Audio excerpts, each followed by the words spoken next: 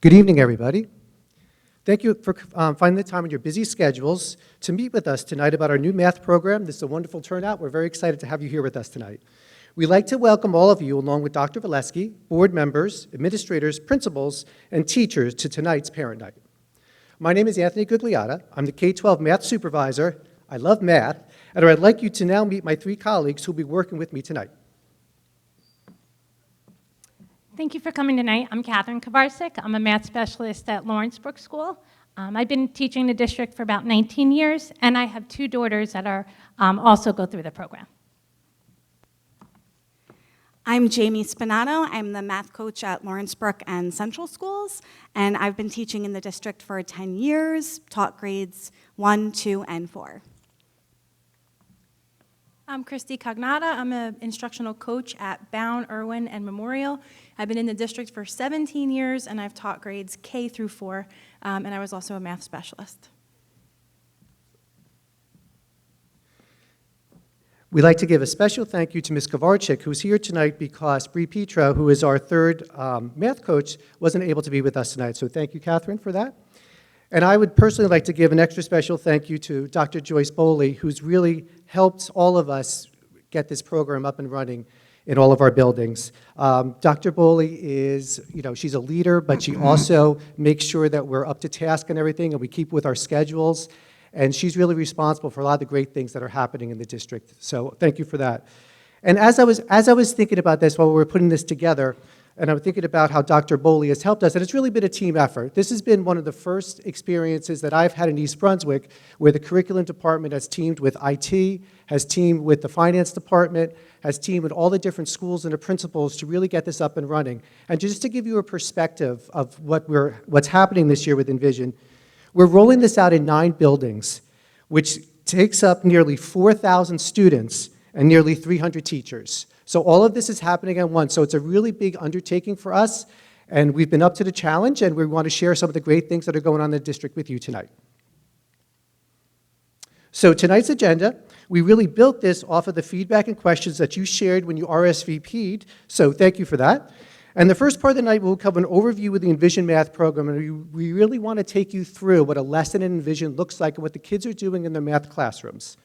For the second part, the grade K1 parents will be moving to the cafe, and grade 2 to 4 parents will stay here as we switch to talking about home resources along with a question and answer session. We will do our best to answer as many questions as possible with tonight's presentation. If you still have questions, you've hopefully picked up an index card, and what you could do is you could enter your question on that index card, and if we don't get to it tonight, and we'll surely follow up with you if you leave your contact information. Another great option is to always reach out to your classroom teacher or your building principal. They know your child best. And yes, and I also left my cards out there, so if you have an additional question, my contact information is out there. Feel free to contact me also. So the million-dollar question that's really come up a lot is, why did we change from everyday math? And there's a lot of reasons for this, and I've listed 4 up there for you. But I really want to kind of highlight a couple of things for you. So East Brunswick was one of the original adopters of everyday math in 1998. And while it's effective at that during its inception, it didn't really age well for us. And our district has changed drastically since 1998, and we really felt that everyday math did not change with that. So pre-COVID, we started the process of looking at new math programs. And through several meetings with teachers, and we had meetings with several other of the book companies, enVision really bubbled up to the top as one of our best choices. And that's because not only is it very, very rich in New Jersey core curriculum content standards, there's great online and print resources. And it really gives us the ability to meet the needs of all our learners, which is one of our central mottos of the district. So it provides support, it provides on-grade level instruction, it provides enrichment opportunities for our kids. For the last several years with everyday math, we had to purchase additional resources and programs to do things that everyday math just could not do. And the worst part was those different programs did not talk to everyday math. So a student would use one of our other resources, and we really had no way to align that with the everyday math program. What's great about enVision is that everything talks to everything. The online and the print resources, what the kids do online, all feeds into a central location, and the students and the teachers get really active classroom data about their students. And that's a really powerful change for us that we've never really had before, and we're really using it to our best advantage. Okay, so we're going to look at the form of a typical enVision math lesson. So there's three main parts to an enVision lesson. Everyone kind of follows the same template. The first part is what's called problem-based learning, and it's highlighted by the solve and share. So hopefully you've heard of the solve and share before. It is the crux of the program. It is absolutely awesome. It is an absolutely awesome opportunity for kids to work together and to problem solve. And we've never had this before. There's a great song by Bonnie Raitt. I don't know if you've heard of it. Let's give them something to talk about. And that's what the solve and share does. It gives kids something to talk about from a math perspective. So we don't have to make something artificial for the kids. The solve and share, which happens every day with every lesson, is a natural part of the program. So, and this has become a particular area of strength for our K-6 program. Next comes the visual learning. And the visual learning, you kind of think of it as a bridge. It's how we go from the solve and share that we started with the kids to the day's activities. So the visual learning, as I call it, a visual learning bridge, that's highlighted by our visual animation plus video. And this video is used different ways by different teachers. There's natural stop points in this where the video will stop and the teachers could ask a question of the students. They can turn and talk to one another. Teachers also stop it on their own to give the kids other math talk opportunities. And we will show you an example of that in just a little bit. And the final piece is the assess and differentiate part, where work and activities are differentiated for students based upon classroom data. So all of these parts feed into one another on a daily basis. So this is really how a lesson K-6 will look like in our entire program. Oops. Oh, okay. Lower that. So every day our students come in and we present them with the solve and share. In the beginning of the year, I have to tell you, it was stressful for the kids. They were seeing these problems, and it's really powerful to see a math problem like for the first time, because we talk about this productive struggle where our students have to work through the problem. Seeing a problem cold, like we didn't prep them for it, you haven't helped them at home with it, and then working through it. From now, since the beginning of the year, it's been about 70 days of school. They've probably had about 65 solve and shares that they've solved, because every day we start the lesson with it. So in the beginning of the year, it was difficult for the students. They had to read through it, find the important details, and then start writing. Now, every day they come in, they expect to see what it is, and they go through the steps of solving. They're not even showing it just one way correct. They're showing it multiple ways correctly. So I have definitely seen in the classroom this productive struggle get almost easier for them, that they're able to see the problem, try it out, and have some idea to start with it. After their productive struggle, there's about 2 to 3 minutes where the students get to share with their peers how they solved it. And when I've been in classrooms from K to 4, I cannot tell you how incredible it is to hear students having authentic conversations and hearing kindergartners and first graders using math vocabulary such as equation and sum and all of those words that they were not really using in the years prior. So it's been really amazing to hear that. And so then after the students share their strategies with each other and they talk about math, there's then time for a whole group discussion. And that's where the teacher allows students to come up to the board, share strategies that they've used to solve a problem. And I don't know about when you were in school, but when I was in school, there was one way to solve a problem. One way, and that was the only way. Now, there's multiple strategies to solve a problem, and when the students come up and share their work, it really is a great boost of confidence for them, because they might think their strategy might have been incorrect, but when they see it broadcasted on a smartboard or a screen, they say, oh my goodness, I did have the right way of thinking, and they can compare their answers with different strategies. So the program really lends itself to sharing multiple strategies.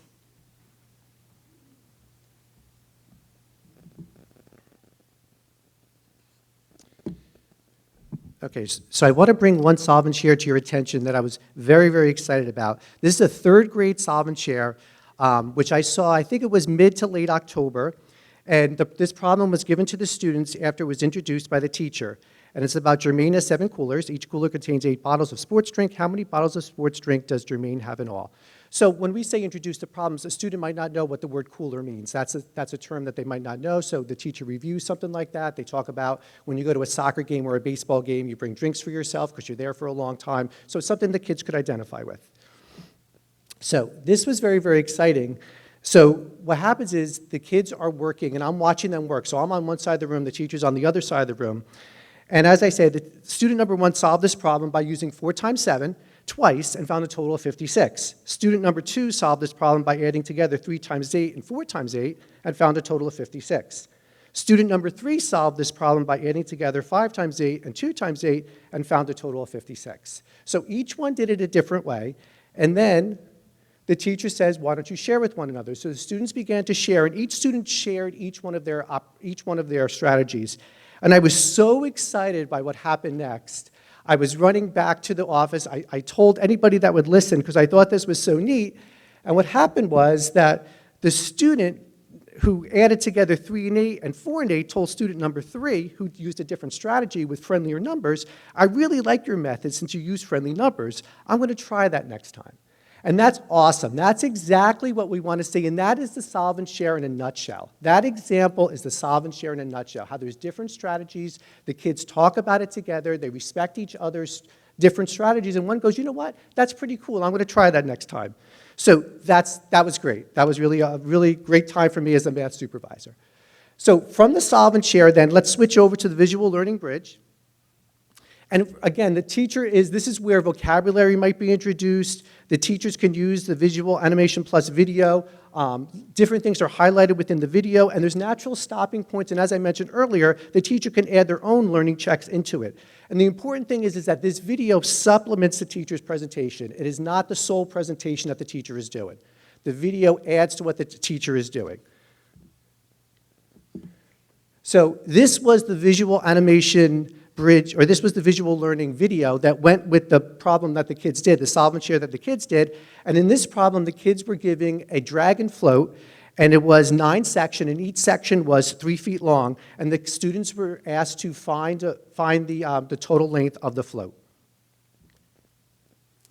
So I just want to give you an example. I just cut a little piece of this video just so you could see how the video kind of ties into how the solve and share works. Known facts to find 9 times 3. Use 4's facts and 5's facts to help. Think of 9 times 3 as an array.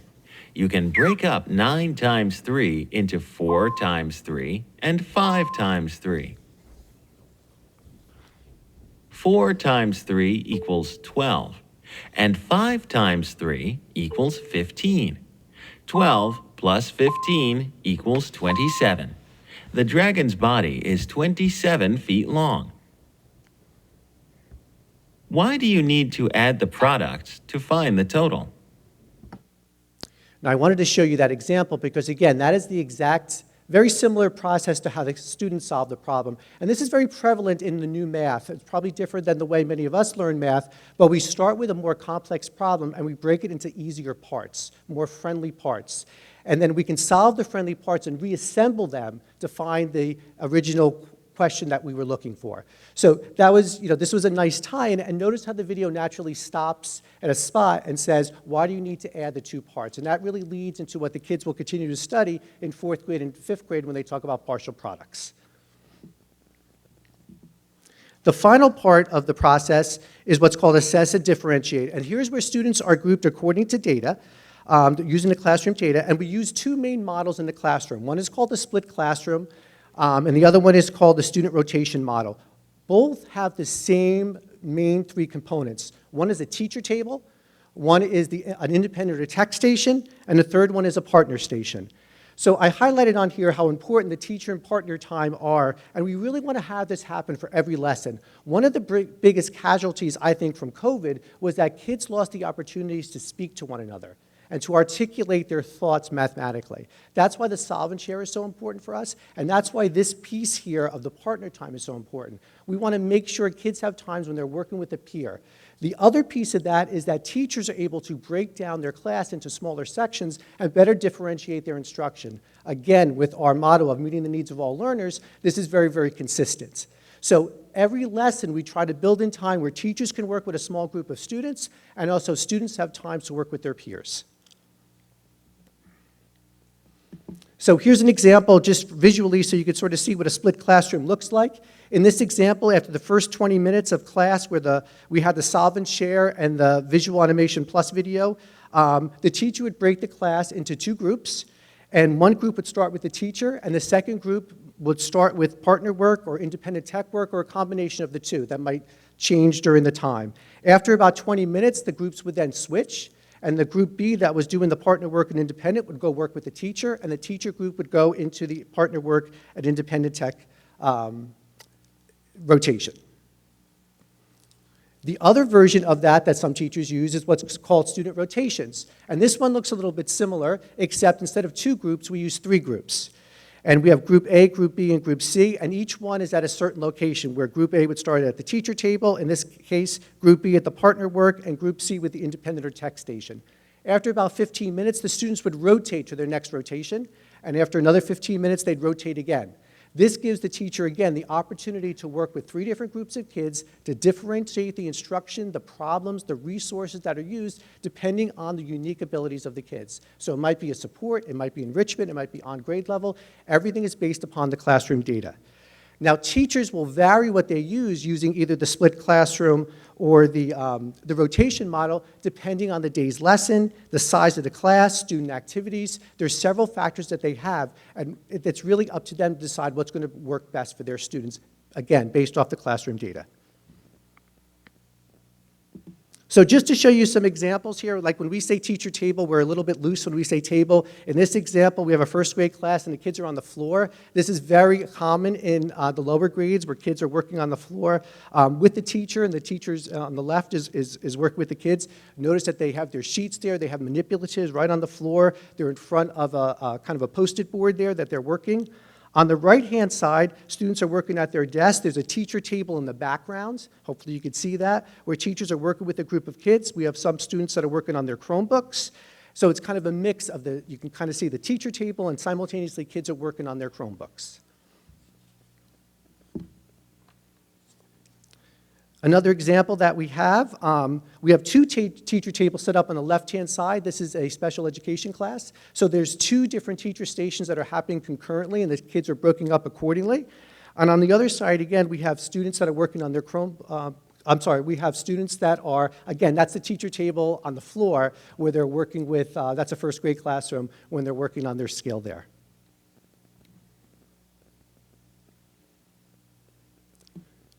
Okay, so the coaches put together this great video, which we'd like to show you, which kind of brings this all together, and you could sort of see some of these things in action. There's one part where the sound is a little bit loud, so just be aware of that when we get started. I'm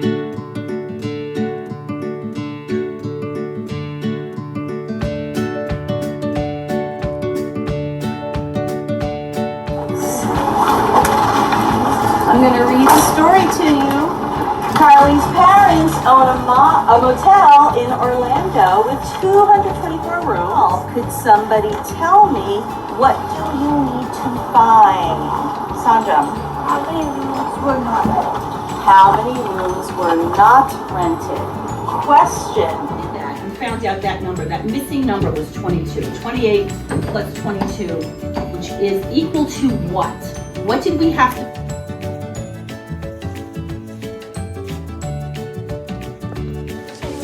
I did 7 times 3 equals 21. 3 times 3 is 29. At your table. So I put 20. I plus 10 I made it 30. You can't do that also.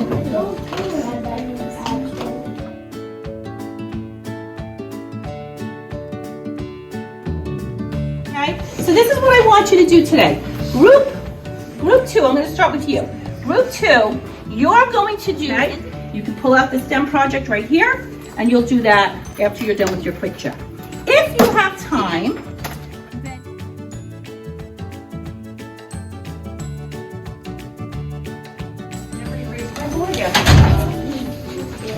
everyone should be on guided practice. They might be all the same, but let's take a look here, right? We see 3 plus 6, 5 plus 4, and 6 plus 3. Which 2 problems Is he adding them together, or is he taking some away? That's subtract, right? 20, 25, 30, 35. You can start when you get there. Thank you.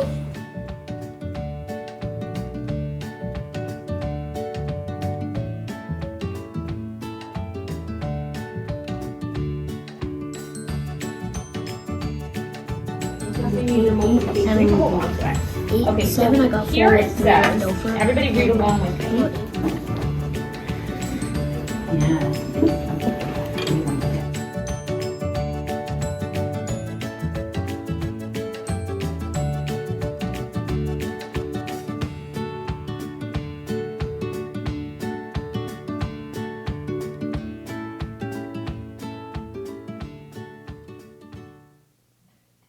So wasn't that great? I think that's amazing. And that's, as a supervisor, when I'm going around to all the different buildings, this is what I see all the time when you go into a classroom.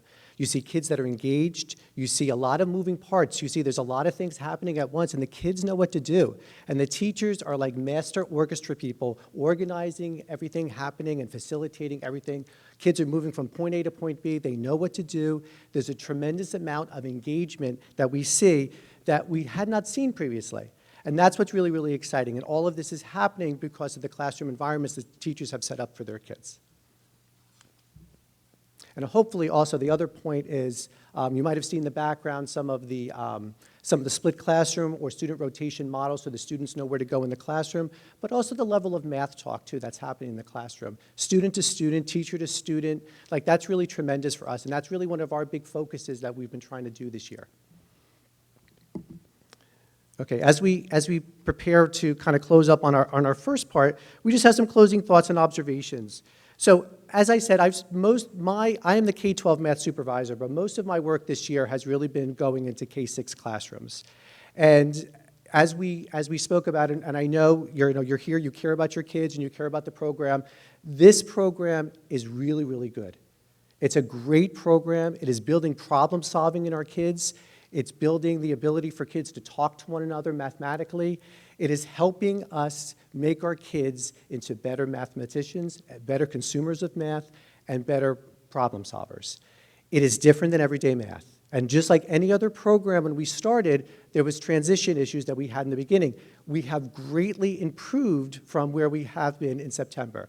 You know, the kids, as Catherine said, I think when she was up here, the kids have done so many solvent shares, it's very natural for them right now. They know what it means to productive struggle. They know that when the class starts, they're going to try it on their own. Then they're going to share with a partner. Then we're going to come together. Then we shift over and we do the visual animation plus video. And then we go into either a rotation or a split classroom model. And everybody has gotten really, really used to that process. And that's what's really tremendous.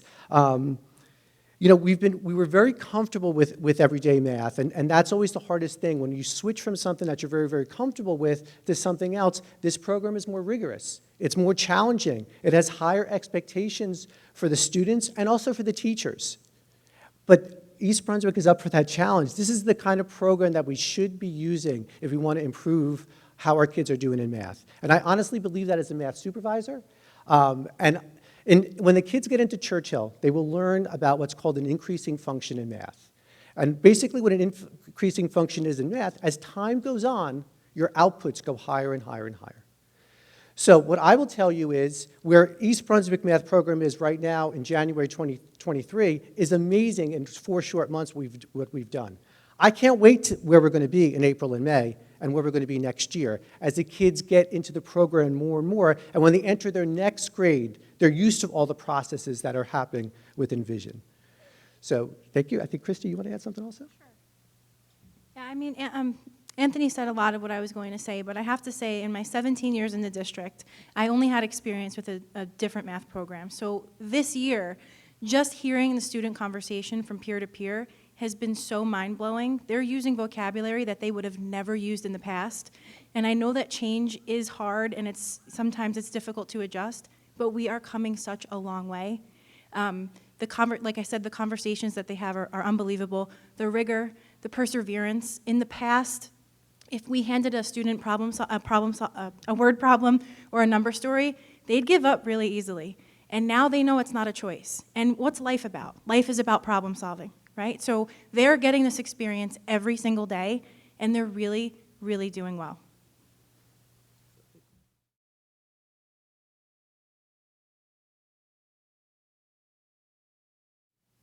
All right, so homework. enVision allows the opportunity for homework to be differentiated. Okay, so what that means is your child has an opportunity to come home with an assignment that might be different from other students in the class based on their needs. Okay, this differentiated assignment could be work in a math book, it could be work online, and it really depends on their need at that specific time. It is really important that you don't help them too much at home because we really, as teachers, want to see how they're doing independently. And there are going to be nights where they're not going to know something, but that's information that we, as teachers, need. So the best thing that you can do, if your child is struggling, is to email the teacher and let them know, okay? Let them know, my son or my daughter really had a hard time on this assignment, and that teacher, I promise you, will address that concern the next day. So that is very, very important. Okay? If you're talking to another parent in the class, their child might have a different assignment based on how they performed that day in class. Okay, so it's important to know that the homework is differentiated, which means it's different for each child. Okay. Another great feature of enVision is that before every topic, right, so we're calling units, we used to call them units, now we call them topics. Before every topic, there is something called the homeschool connection letter. And your child comes home with that letter, and a lot of the teachers also post it on their Google Classroom. That letter gives strategies and tips for you to help your child throughout that topic. Sometimes the letter will go into detail, explaining strategies that they've learned in class. Other times, depending on the topic, that letter will really want you to play a game at home with your child to help build a skill that they're going to learn throughout the topic. So if it's a topic that's heavy in multiplication, there might be a game that's suggested on there. And sometimes the suggestions might seem silly. Maybe you don't want to play a game, but those games really, really help your child become proficient and fluent in fact fluency. So any suggestion on that homeschool connection letter is strongly recommended that you do that at home. That's just one feature of how to support at home. Okay, so this is an example of what those letters look like. They usually start with Dear Family. The intro letter will say something along the lines of in this topic, we're going to learn the following skills and standards, and this is how you can support your child at home. So take a look at those pictures because those are the letters that really have those suggested activities and skills for you to practice. Okay, so something that's really, for lack of a better word, cool about enVision is that there's something called bounce pages. So what bounce pages are is if your child comes home with any math book. So I have an example here. Okay, so this is their math activity book. They come home with an assignment, let's say, and it's for homework. Maybe they're struggling. You're not sure how to help them. You can open up to their assignment on any page in this book. Okay, and we're going to show you a video about exactly how to do this. You can use your tablet or your smartphone. You don't have to download any kind of app. You type in a website. Your phone takes a picture of this page, and it links to the video that your child watched that day in school. So now you can see exactly what they learned that day, and you can help them. If you wanted to, you can support them with any kind of skill or background knowledge that you have, or you can say, hey, you saw this today in class, why don't you watch it one more time? See if they get it. If they don't, again, send the email to the teacher because that's the best way to support them at home. Because we as teachers need that data. Let's see that video.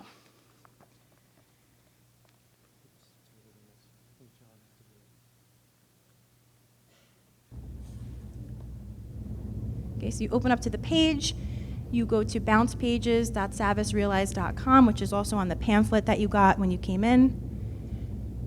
Scan the page, there's a little blue tab that pops up. You just click that blue tab, and it connects you right to the video that they saw that day in class. I have Carlos here to help us learn how to use 6 and 7 as factors. So just a simple overview of how to do that. That works with any book that they come home with, okay? So the children do have multiple math books. It could be this activity book or it could be an additional practice book. So any hard copy that they have, that Bounce Page app will work with. There's another component of support at home, which is the parent website from enVision. So again, this information is on the pamphlet that you have in your hands right now. And that is going to take you to a website that, again, gives you some great suggestions on how to support your child at home. There are some great resources on there. There's some background knowledge, because if you haven't been in school in a while, you can research some of the topics that we cover. And it's also another great resource for you to use to help support your child at home. Another thing that might be assigned are the online games. If your child's teacher assigns a game for homework, that's okay, because again, those games are really important and they're fun for children, and we want to make the program as fun as possible, and those games really enforce fact fluency. Some of them are kind of tough. They have to use strategy. So if the assignment, like I said, it differentiates. If the assignment is to go on and play a game, encourage them to do that. That's not kind of like a free night of homework. That really is homework, and it really will help them grow.